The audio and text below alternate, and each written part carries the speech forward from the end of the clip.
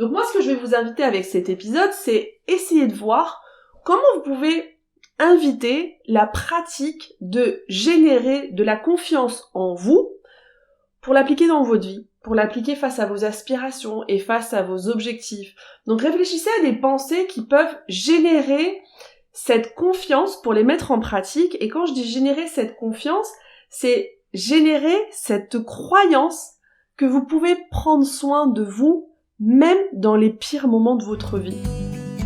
Hey, bienvenue dans le podcast Être audacieuse.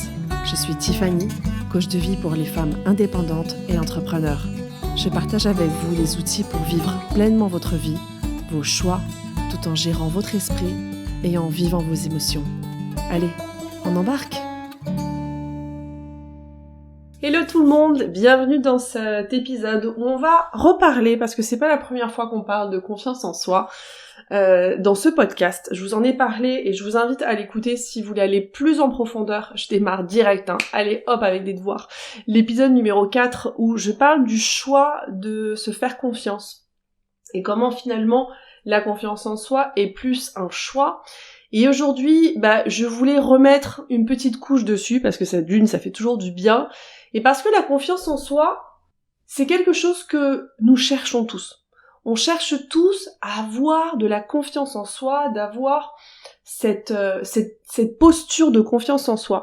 Et avant même de démarrer, pour parler un peu plus en détail je vais repasser brièvement sur ce que c'est la confiance en soi, mais on va plutôt aller voir comment la cultiver et la générer pour soi-même. Et si vous voulez vraiment avoir plus de détails, je vous invite à aller écouter l'épisode numéro 4, comme je vous disais précédemment. Mais je pense qu'il y a une amalgame et une erreur qu'on trimballe depuis notre enfance, et je le vois même là en regardant mon petit garçon, c'est que on a un peu cette impression que la confiance en soi, ça veut dire se sentir fort et se sentir puissant, se sentir grand, se sentir avec une posture plus que déterminée finalement, mais au-dessus des autres. Alors que la confiance en soi, ça n'a rien à voir avec cette force, parce que en l'occurrence, on peut se sentir complètement misérable, mais avoir confiance en soi. Et oui les amis, ça ne veut pas dire que quand on a confiance en soi, on est inébranlable par la vie quelque part. Donc ça veut dire que on peut tomber par terre, on peut se rétamer, on peut avoir des échecs, des déceptions, des tristesses, on peut ressentir de la honte, de la culpabilité, et avoir une confiance inébranlable que nous l'avons en nous, parce que nous savons qu'on peut expérimenter toutes ces émotions négatives, donc par exemple comme l'échec, la honte, la déception, sans que finalement ça nous détruise, sans que finalement ça nous conduise à abandonner. Parce que l'estime de soi, c'est plus une force intérieure qui va nous guider et qui va nous pousser à croire en notre propre valeur, en notre potentiel, à trouver des solutions, à continuer à avancer, à surmonter les obstacles avec détermination. Mais cette force intérieure ne veut pas dire que nous sommes des êtres de toute puissance et de toute force face aux autres et face à la vie. J'espère que vous comprenez cette petite différence qui pour moi fait toute la différence en soi. Parce qu'en règle générale, on pense que la confiance en soi c'est quelque chose d'inné, non ? On l'a ou on l'a pas, comme si ça nous tombait du ciel ou on était né avec, par rapport justement à cette posture qu'on a souvent face aux autres ou face à l'extérieur. Donc comme je vous disais, cette posture avec beaucoup de force et beaucoup de puissance. Alors que la confiance en soi et l'estime de soi, ça n'a rien à voir, ça a à voir vraiment avec cette croyance et cette vision qu'on a sur sa propre valeur, à toujours finalement nourrir des pensées résolutives ou à une posture résolutive au lieu de nourrir l'autodépréciation face aux situations et face aux défis qu'on a de la vie, parce qu'on en a tous, non ? Donc déjà pour démarrer et pour faire court, on va dire, sur la définition de la confiance en soi, Retenez que la confiance en soi, l'estime de soi, ça incarne cette profonde conviction en notre capacité à résoudre les défis qu'on va avoir dans notre vie, à chercher des solutions et à ne pas abandonner finalement jusqu'à soit atteindre votre aspiration désirée ou votre journée de la plus petite chose à la chose la plus importante en soi. Donc on est beaucoup plus dans une relation avec soi-même, d'amour pour prendre soin de soi, pour se prendre par la main et se dire tout va bien. On va traverser ensemble cette situation et on va prendre soin de nous. Donc est-ce que vous voyez déjà la différence entre je me mets face au monde avec une espèce de position de force, de puissance pour écraser le monde et être plus fort que les autres, ou plutôt avoir une posture d'humilité vulnérable avec soi-même, de dire bah ok quoi, là je me sens mais complètement une merde, mais on va traverser cette situation ensemble, on va trouver des solutions, on va continuer, même si je me sens misérable ou mal.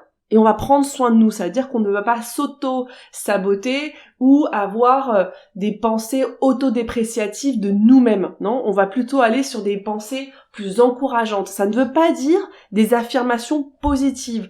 Il y a des moments, je pense que c'est intéressant de pas se leurrer dans notre quotidien, même à toujours essayer de chercher cette quête de bien-être et cette quête de positivité.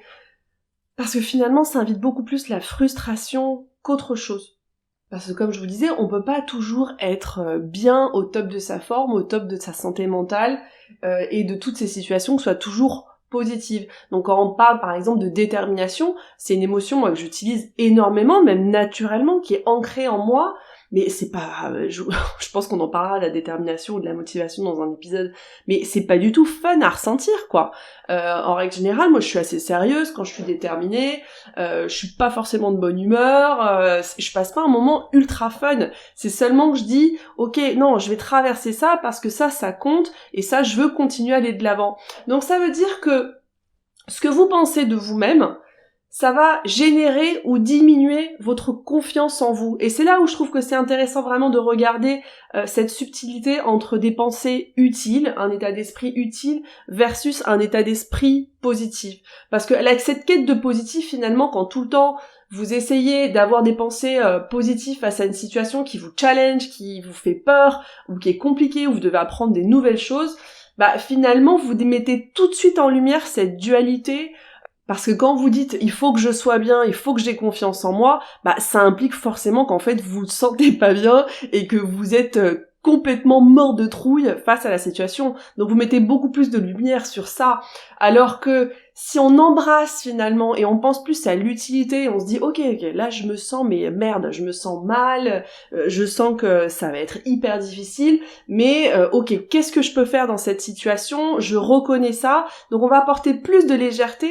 Et à reconnaître le négatif, on va apporter aussi plus de positif en soi. Donc ça, c'est hyper intéressant parce que vous pouvez façonner votre état d'esprit pour justement créer cette confiance en vous. Et plus vous allez le pratiquer, plus ça va devenir aussi une croyance, un automatisme, comme je vous disais il y a quelques minutes. Moi, la détermination, c'est quelque chose qui est très automatique chez moi. Donc ça veut dire que je le crois. C'est devenu vraiment une de mes compétences face à toutes mes situations négatives et des situations négatives dans ma journée, mais j'en ai des tonnes. C'est-à-dire que la moitié de ma journée, elle est pas cool, quoi. Et être la moitié du temps dans ma tête, c'est vraiment pas cool non plus. Et parce que je suis un être humain comme vous et comme tout le monde, finalement. Et on met très peu de lumière sur ça parce qu'on essaie toujours d'être bien et on pense que la confiance en soi, c'est une énergie très positive, alors que non, c'est plutôt une attitude qu'on a, cette force intérieure, comme je vous disais, mais face à soi, pas face aux autres. Donc moi, ce que je vais vous inviter avec cet épisode, c'est essayer de voir comment vous pouvez inviter la pratique de générer de la confiance en vous pour l'appliquer dans votre vie, pour l'appliquer face à vos aspirations et face à vos objectifs.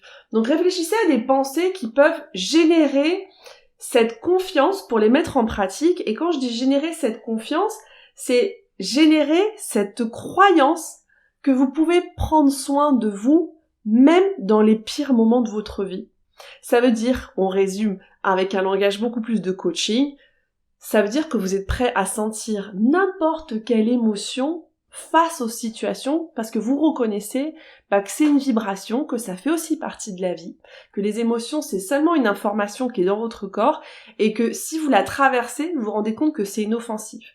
Donc quand je parle d'une émotion, d'une vibration qui peut être désagréable, c'est le trac, la honte parce que peut-être on a merdé, on s'est trompé, on n'a pas pris la meilleure décision. Et voyez le même comme une opportunité de pratiquer. Pourquoi je vous parle de pratiquer avec des situations négatives ? Parce que moi, je vous propose de générer la confiance en vous grâce à l'échec. Et restez avec moi. Parce que, selon moi, ça a renforcé votre état d'esprit comme vous renforcez vos muscles quand vous faites du sport. Et je vais vous donner cet exemple pour que vous puissiez le visualiser et comprendre ce que je veux dire. Quand vous commencez à faire du sport, peut-être que si vous êtes quelqu'un qui n'est pas sportif, ou même si vous êtes sportif et vous démarrez, j'ai vu le cas la semaine dernière d'une personne qui est coach, qui est hyper sportive, qui est coach fitness, entraîneur. Moi, je viens du monde de la danse. C'est un langage corporel qui est complètement différent. Donc moi, quand je suis allée à son cours, c'était pour moi la cata monstre. Et on a fait l'inverse. Elle qui est venue à un travail d'étirement, et pour elle c'était la cata monstre quoi, alors que pourtant elle travaille tout le temps son corps. Donc ce que je veux dire c'est que mon exemple fonctionne à n'importe quel stade où vous êtes, et quand vous commencez une nouvelle pratique et quelque chose de nouveau, en règle générale vous êtes complètement nul quoi. Ça ressemble à rien, vous y arrivez pas, vous n'avez pas les compétences encore développées, donc ça veut dire que vous allez devoir faire face à plein de micro-échecs. Et ces micro-échecs, soit vous pouvez les utiliser contre vous en disant « Non mais attends, j'y arriverai jamais, ça c'est pas fait pour moi, c'est pas naturel ». Ce qui est, entre parenthèses, ridicule de se dire cette phrase tout le temps qui, selon moi, n'est pas du tout utile et que je l'utilise aussi, de dire « ce n'est pas naturel ». Mais forcément, quelque chose que tu n'as jamais pratiqué, que ce soit dans ton corps, dans ton esprit, t'es pas rentré en jambe quoi, donc ça va forcément pas du tout être naturel. Tu n'as pas le mouvement, la cadence pour que ce soit naturel. Et en règle générale, on utilise ça contre soi et on abandonne. Alors que moi, ce que je vais vous inviter, c'est de dire prenons tous ces micro-échecs et parfois des échecs même un peu plus importants pour pouvoir fortifier son état d'esprit, pour pouvoir générer et renforcer la confiance en soi. Parce que quand on échoue, ça veut dire déjà qu'on est prêt à agir. On est prêt à prendre des actions massives. Et ça, c'est un point hyper important parce que l'action massive, ça a à voir avec la création. Donc on est là, quand on parle de générer et de cultiver, on est dans l'action massive. Ce que vous faites là tout de suite en écoutant cet épisode de podcast, c'est de l'action passive, c'est de la consommation. Vous n'êtes pas en train de mettre en pratique les outils que je vous transmets, vous n'êtes pas en train de générer une confiance en vous, vous n'êtes pas en train de la cultiver. Quand vous échouez et quand vous invitez l'échec dans votre vie, que ce soit des micro-échecs ou des gros échecs, ça veut dire que vous êtes en train de tester des nouvelles choses, ça veut dire que vous êtes en train de pratiquer, que ce soit des nouvelles modalités, des nouveaux modes d'organisation, des nouvelles pensées, des nouvelles croyances, vous êtes en train de vous challenger finalement. Et quand vous allez échouer, vous allez récolter aussi des informations, et d'ailleurs, ça, entre parenthèses, c'est la voie du succès. Et c'est parce que c'est ce retour d'informations qui va vous donner un nouveau point de départ. Donc ça veut dire que imaginez ces échecs et ces infos et ce nouveau point de départ comme un escalier quelque part que vous êtes en train de grimper, et en haut, il y a la confiance en soi, l'estime de soi qui s'est ancrée et qui s'est installée. Donc quand vous échouez, vous apprenez. Et sur qui vous apprenez ? Sur vous. Vous apprenez sur vos méthodes, sur vos modes de fonctionnement, sur vos limites, sur vos projets, sur vos performances bien sûr aussi. Mais vous apprenez aussi à commencer à observer parfois ces jugements d'autodépréciation qu'on a aussi. On apprend, quand je parle de limites, de là où finalement on a tendance à abandonner et stopper parce qu'on se dit que c'est beaucoup trop dur. Quand c'est beaucoup trop dur, c'est souvent qu'on résiste à des émotions, et au lieu finalement de les traverser et de les sentir, on y résiste tellement qu'en plus on va générer une conversation dessus qui va augmenter, on va dire, cette part de négativité et qui va la rendre encore plus difficile. C'est-à-dire que le truc typique, et alors ça c'est moi, quand je vais faire du sport, je dis « Ah, ça va être dur, je vais avoir mal partout, je vais pas y arriver, je vais pas pouvoir respirer. Toute cette conversation que je vais me mettre face à mon moment où je suis en train d'échouer parce que soit je suis mal positionnée, parce que j'abandonne, parce que je tiens pas l'exercice, ou je peux vous donner aussi l'exemple, et c'est intéressant de parler aussi des réseaux sociaux parce que quand on est indépendant, on cherche beaucoup à utiliser les réseaux sociaux parce que c'est une ressource qui est incroyable pour pouvoir diffuser votre message, pour pouvoir connecter, pour pouvoir créer une communauté. Mais la réalité, c'est que les personnes qui arrivent à percer dans les réseaux sociaux, c'est un pourcentage déjà minime.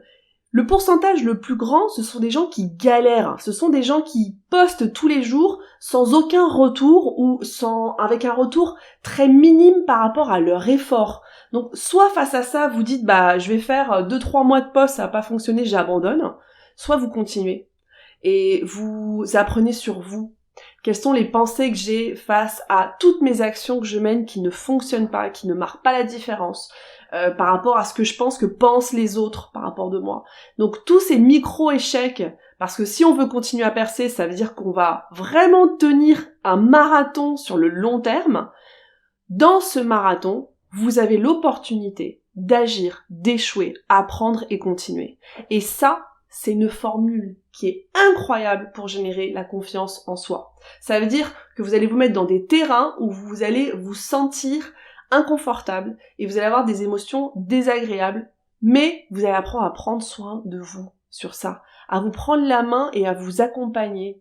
Donc on revient à cette notion de compassion avec soi-même aussi. Quand vous serez prêt à ressentir une émotion, qu'elle soit positive ou négative, et que vous savez que le pire qui puisse vous arriver, c'est une émotion, une vibration dans le corps, c'est ce qui va faire que vous allez construire et cultiver votre confiance en vous. Je pense être une personne qui a confiance en soi, et je le crois sincèrement, et je me rends compte qu'avant, je ne comprenais pas quand les gens me disaient toujours « Toi, t'as confiance en toi, parce que tu fais plein de choses. » Et moi, je disais « Mais c'est complètement faux, parce que je suis mort de trouille. » C'est-à-dire que j'ai vécu des années, et c'est une libération aujourd'hui, c'est incroyable maintenant, même en vous parlant, j'ai vraiment cette révélation où je n'ai plus des douleurs abdominales monstres. C'est-à-dire que ma mère devait tout le temps me sortir de l'école parce que j'étais pliée en deux. Ces douleurs étaient des émotions, parce que je pensais que être et avoir de la confiance, c'était avoir aussi cette posture finalement grande et puissante face aux autres. Aujourd'hui, j'ai toujours peur des autres. Je suis une personne qui a peur du monde extérieur en soi. Je suis pas à l'aise en société, je suis pas à l'aise quand il y a beaucoup de monde, je suis une personne qui est très introvertie, qui adore être dans ma cave et qui adore être à la maison. Ça veut pas dire que j'ai pas d'amis, ça veut pas dire que je sors pas de chez moi et que je parle pas avec les gens qui me connaissent ne se rendent pas compte à quel point finalement je me sens mal à l'aise, parce que pour eux, je suis une personne très souriante et très ouverte, et je le suis en soi. Mais ce que je veux dire, c'est que ça n'a rien à voir avec cette histoire de confiance. La confiance que les gens percevaient en moi, que je ne comprenais pas pourquoi ils la percevaient, c'est parce que j'avançais toujours vers mes objectifs. Ça veut dire que quand j'avais quelque chose en tête, j'y allais, quoi. Qu'avec un échec ou 2 ou 1000 ou quoi qu'est-ce. Et par exemple, là, c'est exactement ce qui m'arrive avec les réseaux sociaux. C'est pour ça que je vous donne cet exemple. Je suis une personne qui essaie de construire une communauté, de faire passer mon message. Ça prend du temps. Ça fait plusieurs mois déjà que je suis dessus. J'ai pas du tout, on va dire, les résultats à la hauteur du tout le travail que je fournis et que ça me demande. Est-ce que ça me frustre ? Oui, parfois, mais je me rends compte qu'aussi le produit fini et mon objectif n'est pas forcément ce retour positif des autres. Moi, ce que je veux, c'est continuer à créer, à véhiculer un message, et j'ai conscience que ça prend du temps, et la confiance en moi me permet justement d'avancer et de traverser ces inconforts quand vous faites une vidéo et que vous vous sentez déjà ridicule et qu'après vous avez genre 2 likes. Et vous dites mais pourquoi j'ai fait ça ? Donc la confiance en soi n'a rien à voir avec ce résultat face à l'extérieur. C'est vraiment cette capacité à résoudre les situations, à résoudre et à chercher des solutions sur votre état émotionnel pour ne pas abandonner. Souvenez-vous que ce n'est pas quelque chose d'inné que l'on possède ou non, c'est un muscle que nous renforçons chaque jour en prenant soin de nous-mêmes autant que possible pour continuer à avancer face aux défis de la vie. Et ce qui est magique avec l'être humain, c'est que tout s'automatise. Et donc tout le côté négatif va s'automatiser, mais toutes les belles choses aussi que vous allez construire vont s'automatiser. Donc plus vous allez générer de la confiance en vous, plus vous allez le cultiver, plus vous allez le faire naturellement. Comme je vous disais, moi je suis une personne hyper déterminée, mais c'est pas que je me dis tiens ce matin il faut que je sois déterminée. Ça y est, c'est quelque chose qui est complètement installé. Mais ça veut pas dire que je me sens bien. La détermination n'est pas non plus synonyme, et la confiance en soi n'est vraiment pas synonyme d'émotions positives. Rappelez-vous que dans la vraie vie, les super-héros, ça n'existe pas. On s'égratine tous, on se rétame tous à un moment donné, et le problème, c'est qu'on a fait beaucoup de bruit autour de la confiance en soi comme quelque chose qui est puissant et qui est fort, et qu'on avait ou qu'on n'avait pas. Donc toi, qui m'écoutes, si t'es dans cette situation où tu te dis souvent « je suis une personne qui manque de confiance en moi », rappelle-toi, la confiance en soi incarne cette profonde conviction en notre capacité à relever les défis qui se dressent devant nous, à chercher des solutions sans abandonner, jusqu'à qu'on atteigne nos aspirations, qu'elles soient petites ou grandes. C'est tout. Un muscle qu'on renforce. C'est comme aller faire du sport. J'espère que ça t'est utile d'écouter ce message, parce que je pense que nous sommes beaucoup à être dans cette quête de confiance en soi en pensant que ça va nous changer la vie. Oui, la confiance en soi change la vie, mais ce n'est pas quelque chose d'inné. Et si c'est quelque chose que tu veux travailler beaucoup plus en profondeur, je t'invite à m'écrire ou aller sur mon site internet pour voir mon programme de coaching, parce que c'est quelque chose qui fait partie, mais quotidiennement, de l'accompagnement de coaching. C'est de se forger, de se construire et de cultiver la confiance en soi. Je te parle la semaine prochaine. Salut. Mon podcast vous plaît ? Abonnez-vous pour ne manquer aucun épisode. Partagez-le avec vos proches et soutenez-moi en laissant un avis 5 étoiles sur la plateforme que vous utilisez. 1000 merci. Et si vous voulez bénéficier d'un accompagnement, je vous invite à vous rendre sur mon site internet tiffanymaquet.com. Vous pourrez réserver une session gratuite de coaching avec moi, mais vous trouverez aussi l'information sur mon programme pour les femmes entrepreneurs qui veulent lever leurs barrières limitantes pour atteindre leur objectif. Alors à très bientôt.